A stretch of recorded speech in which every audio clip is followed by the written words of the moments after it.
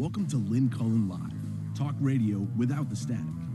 Email your questions and comments to lynn@pghcitypaper.com. And now your host, Lynn Cullen. Hey there, and a good morning at you. It's Monday. It's Martin Luther King Day. Very quiet here downtown because I guess a lot of you have the day off, which is good. Good. It's January what? 20th? Yeah. Yeah, it's Martin Luther King Day, you idiot. Yeah, it's January 20th. So I guess this impeachment trial starts this week sometime, huh? I'm loath to stay updated on everything because it's just too depressing. It really is. You know what? These headphones are pushing my earrings into my. Are those my usual ones? Yeah. God, it's okay. I just have to take my earrings off because it's pushing the posts into my something head, ears. Okay. Oh dear, what to talk about? There's an awful lot. There is an awful lot. Two stories that caught my eye over this weekend. One that made me laugh and the other that made me weep. Not really, but metaphorically. The one that made me laugh was the unveiling of the uniforms that our new branch of the military will wear. And the new branch, in case you hadn't heard, is we now have a U.S. Space Force. Yeah. So the new uniforms are camo, regular camo, which, you know, the minute you saw it, you started to laugh. Being that, of course, in space, camo would stand out quite a bit. It wouldn't have the desired effect. But funnier people than I have posted little items about it. But God Almighty! And then, I mean, the two reasons given is they were trying to save money because we already have. Sure, this is sure. Oh, we know when it comes to the military, this country always is very minds its pennies. And the other one had a little more, the other reason had a little more efficacy, I would say, because it was that even though it's called the Space Force, the vast majority of people working for it will never be in space. They will be on the ground where camo may in fact, although they'll be in Washington, D.C. and places like that sitting behind computers. So camo still doesn't work, I must say. The other story that just freaked me out was I think the Washington Post broke this story, that the National Archives admitted and then apologized after the understandable outcry that it had actually altered the pictures from Trump's inauguration and the Women's March that quickly followed it. It was the day after the inauguration. So, excuse me, let me get that right. And what they did is, I mean, you remember that huge march, but the picture blurred I mean, they went to the trouble of looking at what the sign said and blurred things that they found, well, I don't know, not particularly appealing. One sign that reads Trump and GOP, keep your hands off women. They said that, I guess some of the signs had, maybe sort of more graphic stuff. Whatever. Stop and think about the National Archives. That is the repository of all of our historic documents, of our history. And they thought it was incumbent on them to airbrush the reality of our history. It's not their job at all. Their job is to grab it and archive it, hold it for historians. Because something is unpleasant or doesn't jibe with the, current political difficulties, you don't prettify it. You don't. I mean, the fact that anyone thought this was something you would do at the National Archives is frightening. And I guess mostly what is so upsetting about it is, you mean even the National Archives is like, what, afraid of offending Trump or his followers or what? Now, granted, this was not a picture that was in. This was a picture for an exhibit the archives were doing, so there would be people looking at it, understandably children or something, right, whatever. That was one of the possibilities. So here's two things you get from that. What's the National Archives doing exhibits for? And if they do exhibits, then at least choose material that you can show that you don't have to alter. I mean, altering historic documents is what we know who does that, or the Soviet Union I used to, as a kid, just be astonished how they would just rewrite history with new, that whole thing, that whole person just disappears from history. This is how, it's just beyond belief.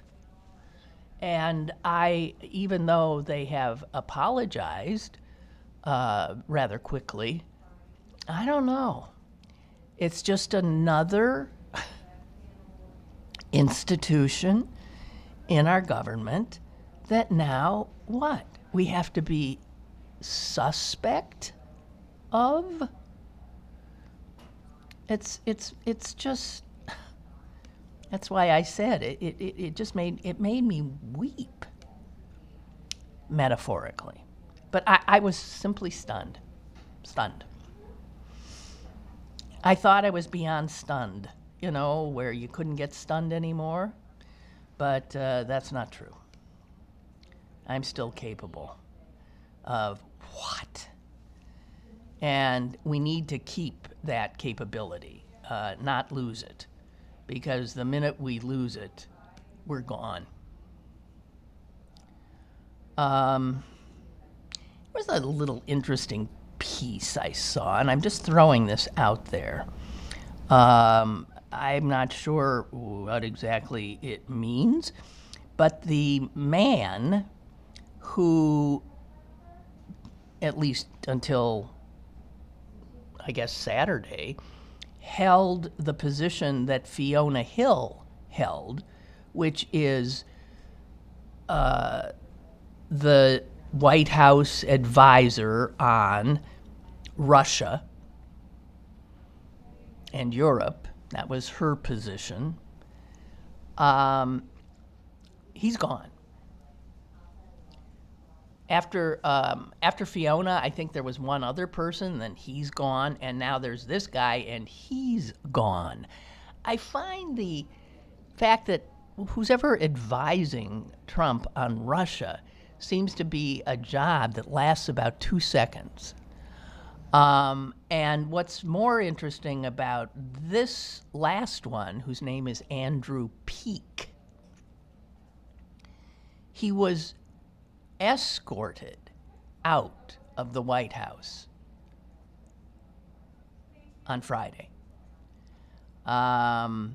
He was deemed, this is according to some sources, he was deemed a national security risk. This is the president's advisor on Russia. He was deemed, well, of course, we would deem the president himself a national security risk.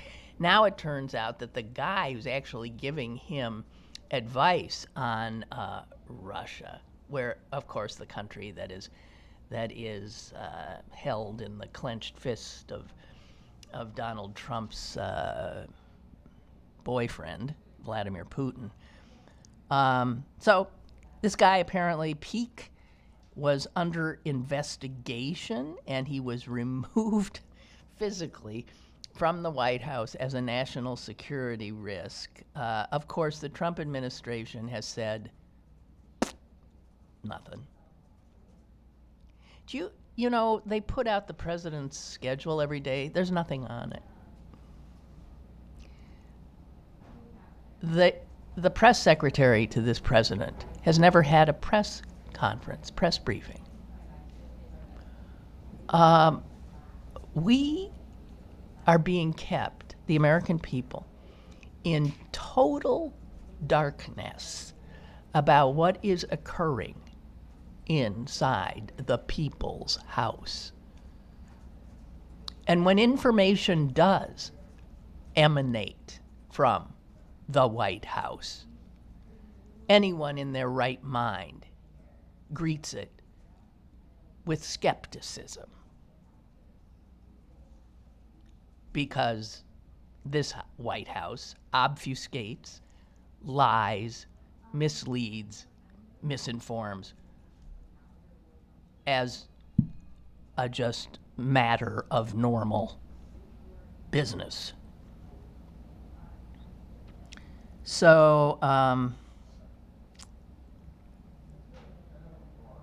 anyway, there's one thing I'm looking at. It says it is not every day that a presidential advisor gets removed by security because they're under investigation. Of course, this president, who's surrounded himself with a den of con artists, thieves, and self-dealers.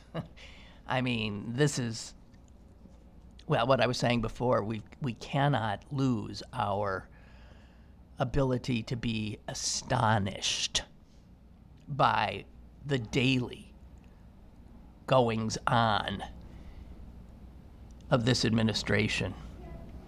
So, unclear about exactly what that presages. I don't know. What else? I noted last week or the week before that Joe Biden is a stutterer who, like many stutterers, has overcome his stutter in large part, but not totally. So while you don't hear him do, that, he has in his head that sometimes. So he looks for another word, or he pauses for a minute, or whatever, and that a lot of times, perhaps, when he seems like a little off or a little slow, may in fact be him suppressing the stutter in the way he, as a man who has lived with a stutter almost his entire life, deals with it. So, of course, Republicans, some, have taken to mocking Joe Biden for his stutter. And this is not surprising. I mean, the president that they gave us also, what the fuck? I don't care. Go away. Oh, God. You know what? Excuse me while I lose my mind because of technology. I don't need to look at a certificate to look at this piece. Will you go away? Thank you. I'm sorry. So another older man with a stutter who mostly overcame it, but still, I guess, has an occasional struggle, was so outraged by the mockery of some, in particular, Donald Trump's daughter-in-law, she who married his son Eric. Her name is Laura, I believe. Laura mocked Joe Biden for his stutter in remarks she made at a Trump event. That became known to a guy who is universally thought to be a hero, whose name is Sully Sullenberger, the retired U.S. Airways captain who made the amazing landing on the Hudson River. And so he wrote an op-ed, and it's titled, "I Dare You to Mock Me." And in his op-ed, he talked about the anguish of being a young child who stuttered, of being called on in school. And this now hero would say, my neck and face would quickly begin to flush bright red. Every eye in the room on me, the intense and painful humiliation and bullying that would follow. All because of my inability to get the words out. And he said those same feelings came rushing back when he heard about Trump's comments.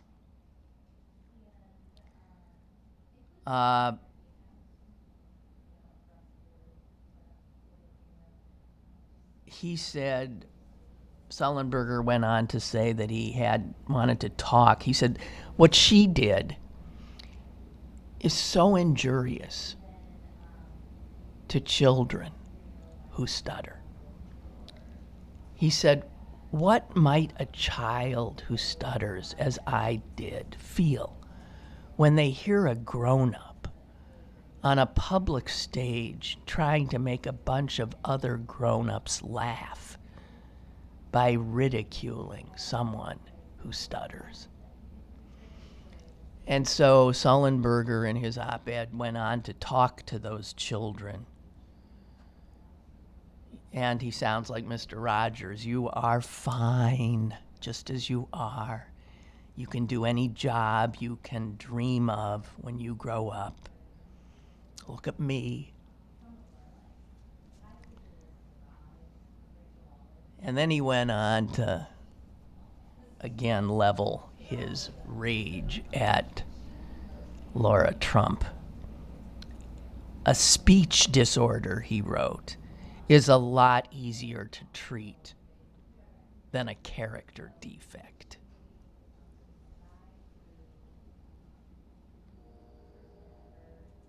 So, God, dear God, there's that.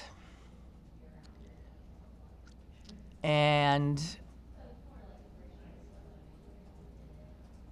I want to share a story with you before we get into, I think, the astonishing New York Times endorsement. and if you don't know, the New York Times editorial board today endorsed two Democratic candidates of all of those currently running in the primary. They endorsed Elizabeth Warren and Amy Klobuchar. And their editorial ended, "May the best woman win." Well, of course, there's a large hue and cry around it. And the funniest thing was said by, I think, I saw Dan Rather, the former CBS newsman, tweeted, "I am endorsing the Kansas City Chiefs and the San Francisco 49ers to win the Super Bowl." Yeah, I take the point. But before that, I want to, instead of an obit today, I want to do some lost history, some history that you don't know, that blew me away. And I just wanted to share it with you because it involves, first of all, a guy from Pennsylvania, and it involves the Congress of the United States. And I never knew this story, and I wonder why. Geez, there's so much of our history that we don't know. So there was a guy named Marlon Kemmerer. He was a young guy. He was 25 years old, a young kid. I mean, I think of that as a kid now. I'm sorry if you're 25 and not a kid. Good for you, but I think most 25-year-olds are still kids. And that comes with, having, like, I had a birthday this week, being an old person like me. But the time is December 1932. And America, of course, was in a horrible state, in a depression. But this Marlon Kemmerer was one of the lucky ones. He was 25 years old, and he had a job. He had a job as a clerk in a department store in Allentown, Pennsylvania. Actually, the store was Sears. Sears, Roebuck and Company, as it were then. And he also was a gun nut. It's what we would call such a person today. His passion in life was guns. And he was good. He was an extraordinary marksman, and he, in fact, served as the guy who did ballistics training for the Allentown police force in marksmanship, because he was that good.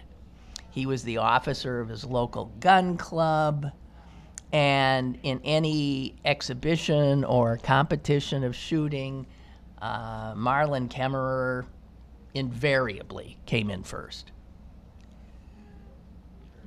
So here he is, 25 years old, a a really amazing gun shooter, and a guy with a job in the Depression. And he ended up going AWOL on that job. He didn't show up for work one day. He later called or wrote his boss and said, I'm down in Washington, I'm traveling to Washington, D.C. I will be back, but I have some business to attend to. Well, let me get so this is December 13th, 1932. He doesn't show up for a job, which, if you had one then, you wouldn't do that. And he wrote his boss saying, we'll be back as soon as I can attend to business for the relief of the unemployed and the Depression. So this 25-year-old goes down to Washington, D.C. to solve the Depression, apparently. He goes to the Congress of the United States, to the gallery. And interestingly, the House, and that's where he was, the House of Representatives, the House of Representatives had just held a vote. And the vote was a resolution to impeach President Herbert Hoover. The Congress at the time was overwhelmingly Republican, and consequently, that impeachment vote failed. All of a sudden, a page, one of the little kids who ran around as gophers on the House floor, shouted that there's a guy with a gun in the gallery, and he shouted, run. So the House of Representatives, man, it emptied really fast, but for two of the Congress people, instead of running, looked up and saw this young guy with his gun. One was a woman. This is 1932. You don't think there's many women, and I'm sure she was like one of a handful. A woman named Edith Rogers. She was a congresswoman from Massachusetts. And there was the other guy who stayed was a congressman from Minnesota. They didn't run. Everybody else is gone. They didn't run. Exceedingly calm. She walked over, like sort of under where he was. I got to say this about her. She had spent much of her free time counseling World War I veterans who we would now say had PTSD. What they said then were suffering shell shock. And she went right up, looked up at Marlin Kemmerer, the Sears clerk from Allentown, and she said in a soothing voice, "Young man, you won't do anything." And the other guy, a guy named Moss, the one from Minnesota, who was a Marine in World War I, he stood next to her and attempted also to get Kemmerer to calm down. Kemmerer shouts, "I demand a right to the floor for 20 minutes. And the congressman from Minnesota said, all right, son, but first you got to throw that gun down here." And Kemmerer thought about it, and then he dropped his gun into the congressman's hands. Of course, he did not get to make his speech because he hadn't noticed that coming up behind him was another congressman who had collared an off-duty cop, and they tackled him. And that congressman was a guy named Fiorello LaGuardia, who would later become, of course, the mayor of New York City. And I suppose most people know him for reading the comics to the population during a newspaper strike.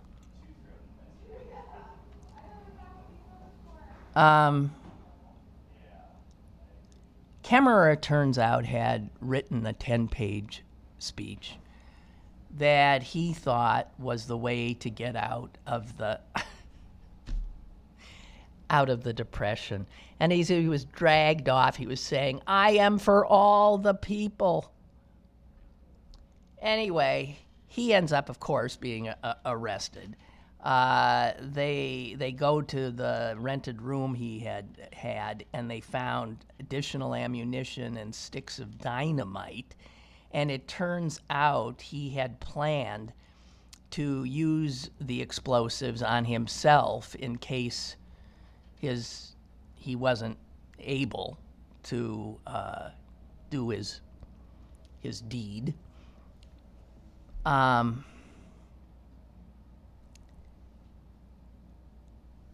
here's the thing that blew me away about this story. First of all, I love the fact that it was probably the only woman in the chamber who didn't run. But also the fact that, of course, this guy gets charged. Now, what would happen to someone like that today? I mean, they would be sent away forever. 1932. And he was charged with assault with a dangerous weapon.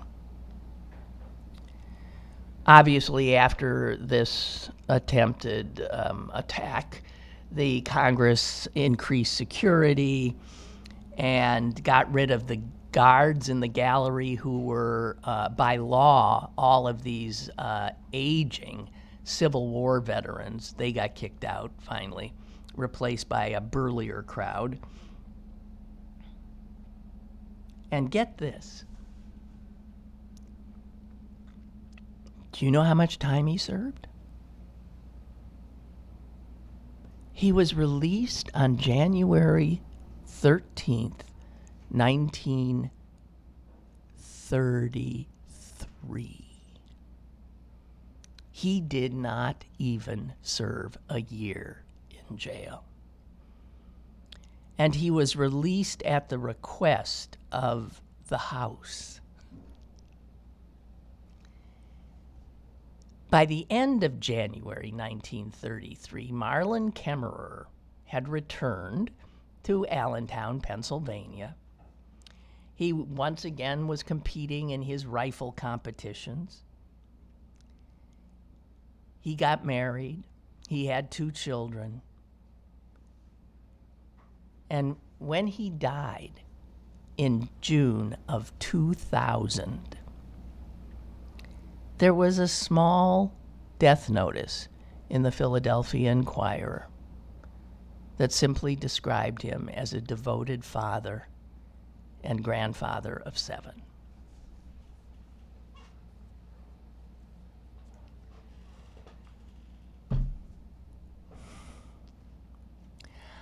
I don't know why this story touched me so much. When did we become the punitive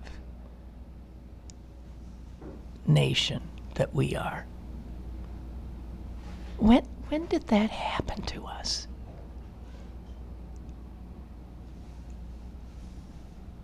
Any 25-year-old who did this today would never be seen. Chances are they'd be dead. They would have been shot. And he went on be a productive member of his community, and it was not what defined him. This youthful indiscretion of taking a gun to the house and demanding he have the floor so he could solve the depression.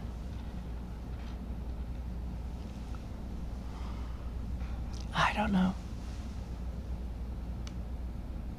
That sort of makes me weep too. Okay, let's go to the New York Times. I mean, it's a 2-page, there is their endorsement of Klobuchar and Warren. I have to tell you, Klobuchar got the first picture.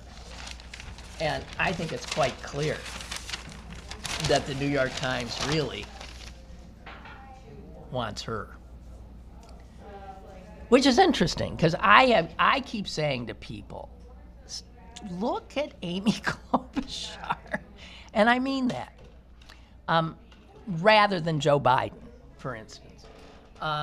If you want someone who's not going to blow everything up, but just sort of put us back on course, she might be the better candidate. I don't know. I don't have a clue. And one of the things the Times did say, I mean, I'm not going to, snipe at them for it. I'm just going to give you their reasoning. One of the things they say, first of all, is that for the Democrats, it is quite clear that the Democrats are a divided party in a divided nation. And what this primary clearly has been about is which vision, the more radical vision of Warren, Sanders, etc., or the more steady institutionalist approach of a Joe Biden or an Amy Klobuchar, and for that matter, a lot of the ones who aren't there anymore. I would add Booker, Harris, they were, and some of the senators that have dropped out.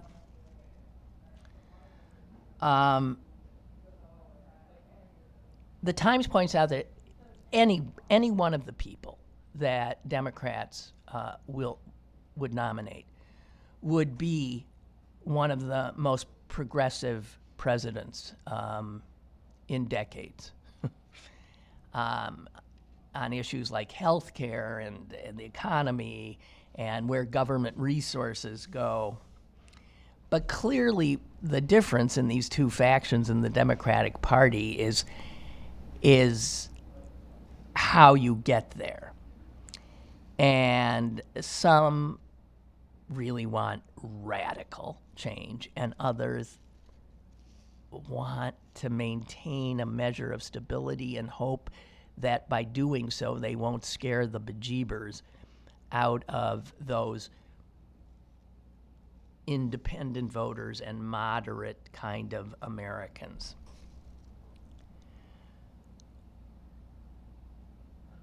The Times points out quite understandably that number one on Democrats in terms of their parsing which candidate to support is who they think can beat Donald Trump.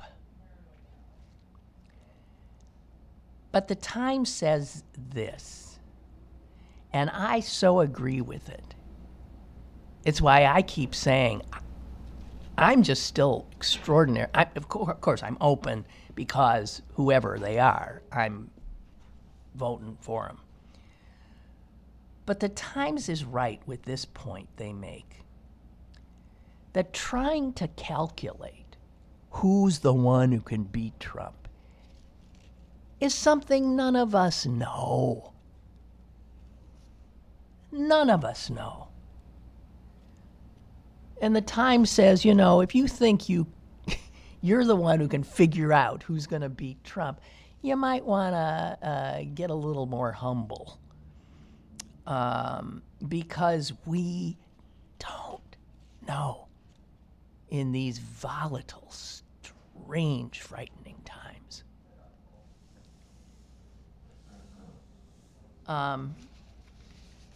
Some of which way you go is whether or not you believe that our government is fundamentally broken.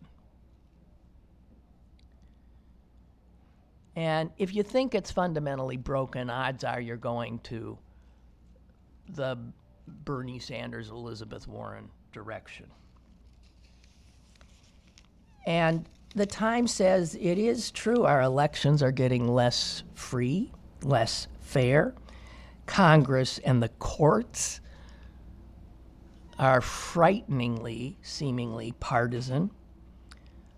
There's misinformation out there that cannot be controlled, and the money that has polluted and corrupted our electoral process. And so they term these two visions, the radical vision, that's Elizabeth Warren and Bernie Sanders, and the realist model, which is, hey, the United States, you can say whatever you want as a candidate. Then you get to D.C. And that's the reality. And the reality is you'll be dealing with a totally conservative Supreme Court who, if you try to do too much radical stuff, they will absolutely declare everything unconstitutional. You'll get absolutely nowhere.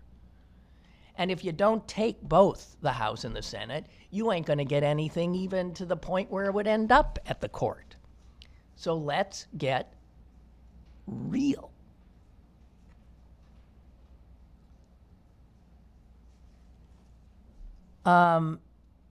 They dispense with Biden thusly.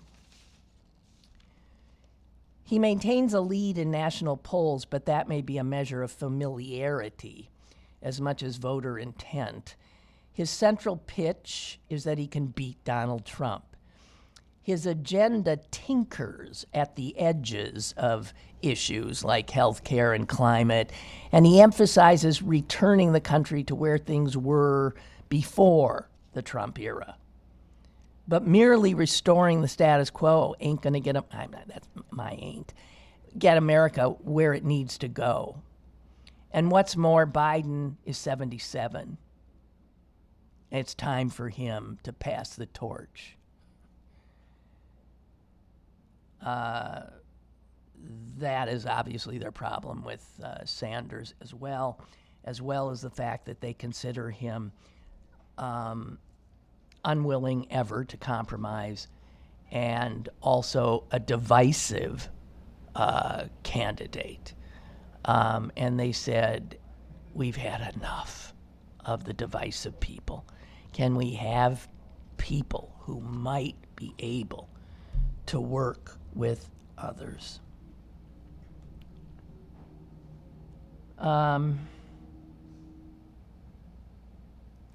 I'll just quote a few more things from there at the end of this. The next president will shape the direction of America's prosperity and the future of the planet, perhaps irrevocably. The current president, of course, is a threat to democracy. Yet, Democrats would be wise to recognize that Trump's vision for America's future is shared by millions and millions of Americans. Any hope of restoring unity in the country will require modesty, a willingness to compromise, and the support of the many demographics that make up the Democratic coalition.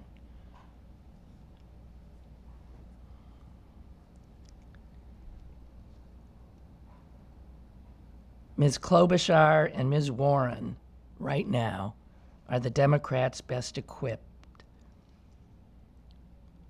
to lead the debate that we must have. May the best woman win. Just saying. Okay. Is our caller still there? All right, caller, go ahead, please. Sorry to keep you waiting.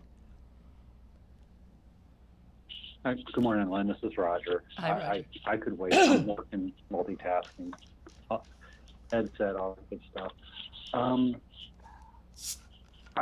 My wife sent me an interview that was from Salon. They were interviewing Rick Wilson. I guess he's a former GOP strategist. Did you see it, read about it, or anything like that? Yes, as a matter of fact, I have it right here.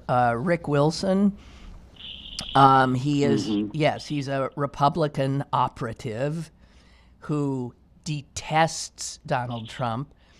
And I'm going to quote something he says, okay? And I don't know if this is what your wife sent. He warns Democrats that do not underestimate the evil that he represents. There is no bottom. There is no shame. There are no limits. Do not come, he's talking, I guess, about the impeachment fight and the election.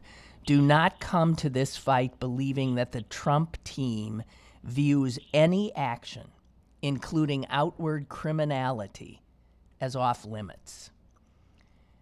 This doesn't mean you have to cheat, lie, or coerce, but it means you do have to fight or be counted among the do-nothings who allowed evil to flourish.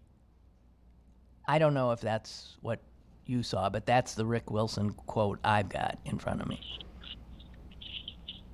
I think I recall that, but I had two big takeaways from it. My biggest one was, do not try to beat Trump with policy. He says, don't talk about all these highfalutin ideas. He says, attack him, attack him only on his record.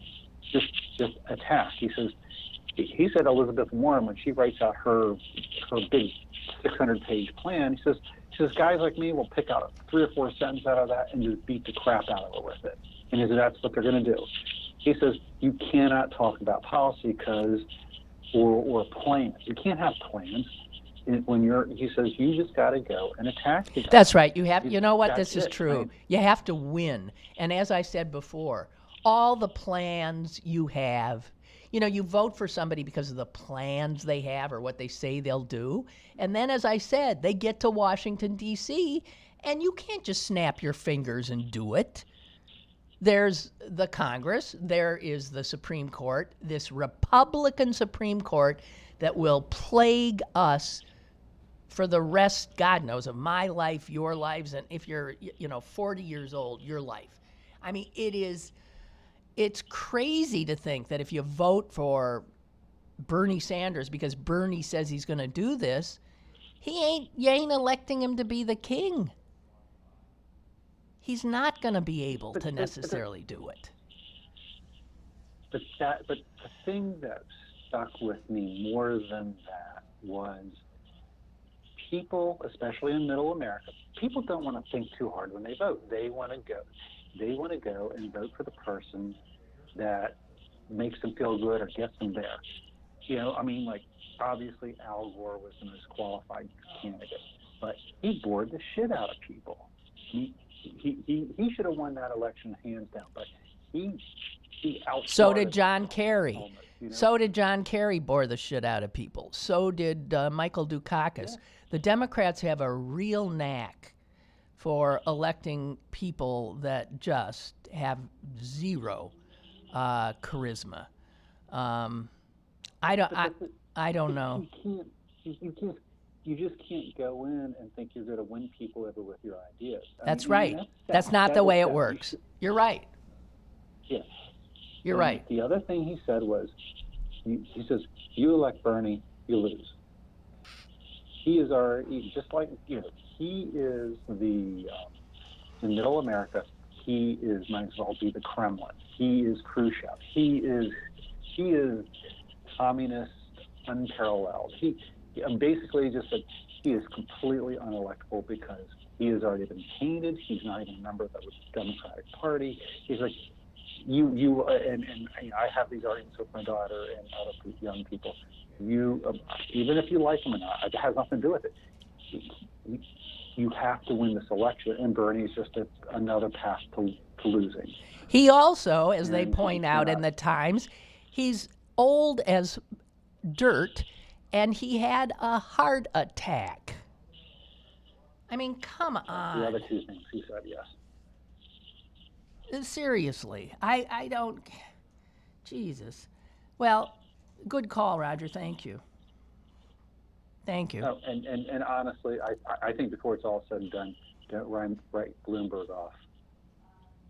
Don't write him off. He's going to get himself in there somehow, and he can say, I'm more successful than this jackass, and I think it's going to have to be a white guy. And I wish it was an energetic young person, but I don't think we're going to have an option. Sorry about that. Okay. Thank you. Thank you. Bye. Bye. Bye. Yeah, I don't know. And again, I don't pretend to know.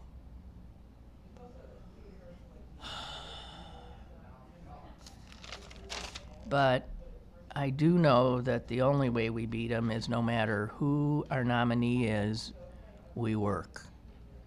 And it's about working for whoever it is and not getting freaked out with the interpersonal fights that'll go on as they scrap to get the nomination.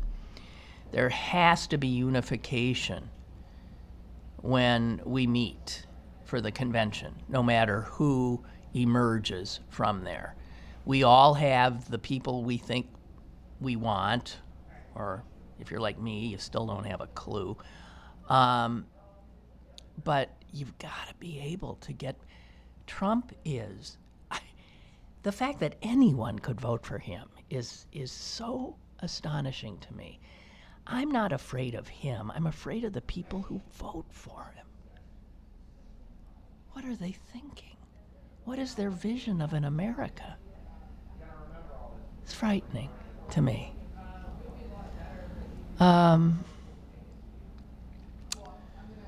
So, what else we got here? Oh, I've got, I'll save that for sometime else.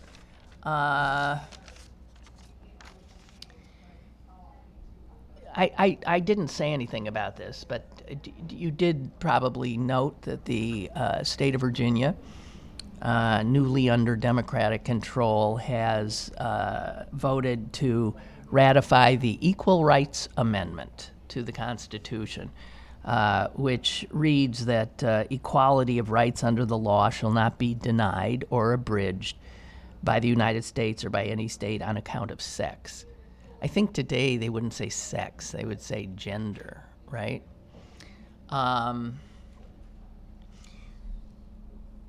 But, and that's what you need, 38 states. So, well, here's the problem. The ERA was first proposed in 1972, and after an extension, states had 10 years to ratify it, and you need 3/4 of the states to ratify it. Well, we got that now. But the Trump administration says you don't have nothing now because the deadline has long since expired. Now, yes, there was a deadline, but all this is going to do is force a Supreme Court decision.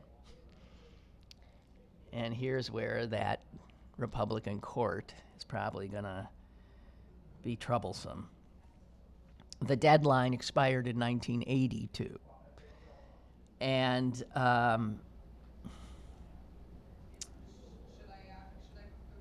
we've now got the 3/4 of states, and I think, if you would revisit some of the states that voted for it now, they'd probably vote against it today. I don't know.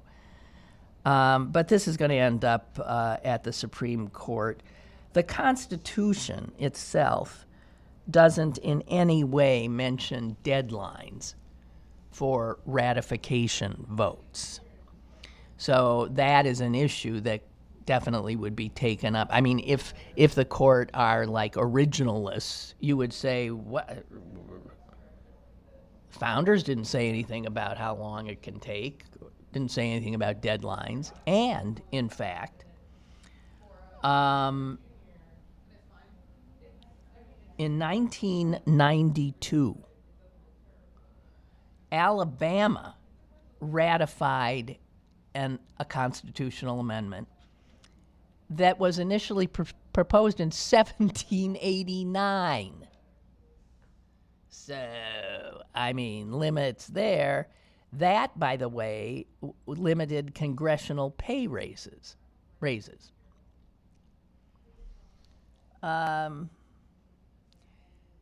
So I know some people were confused about, so what? So they ratified the ERA.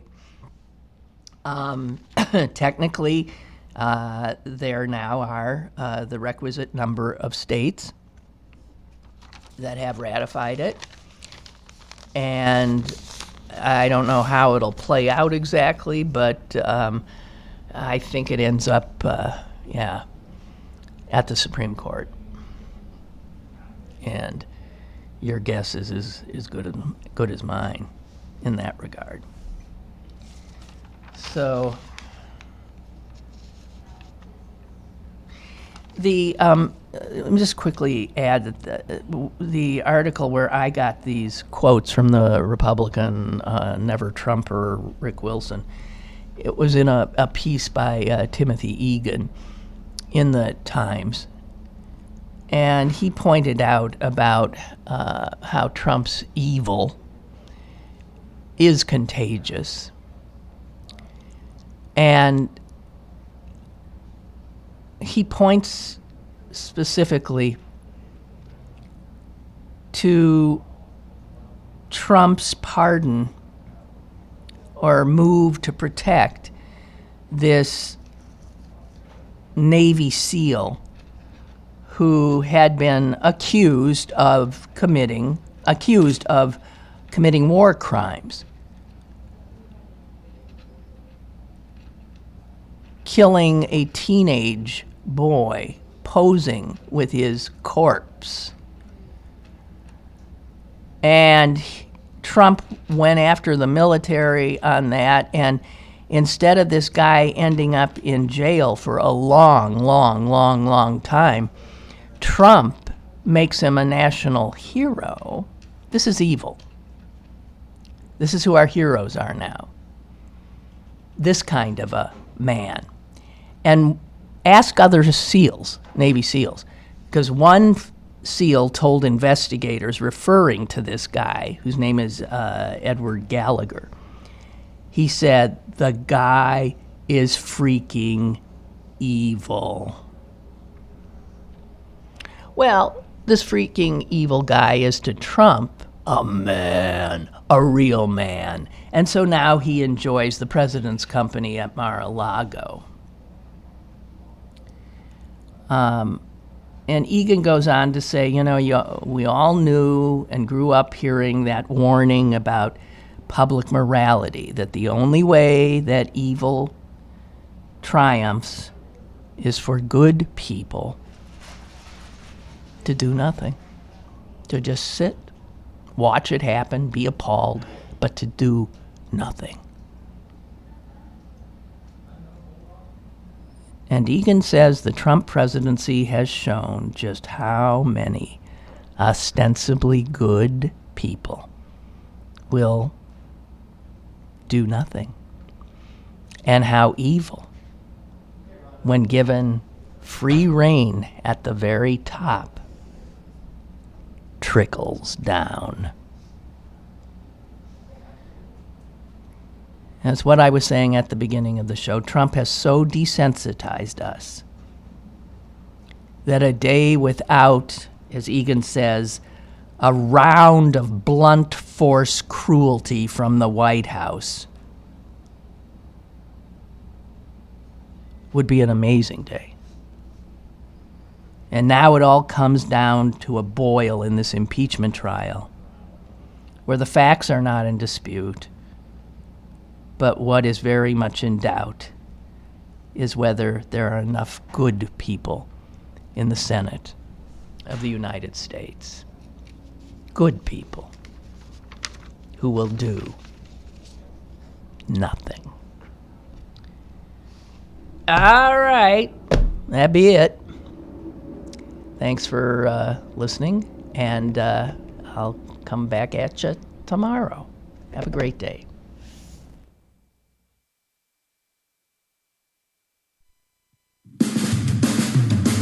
Lynn Cullen Live, Monday through Friday from 10 a.m. to 11 a.m. and archived at pghcitypaper.com. The opinions expressed on Lynn Cullen Live are those of the host and do not necessarily reflect the viewpoints of Pittsburgh City Paper or its advertisers.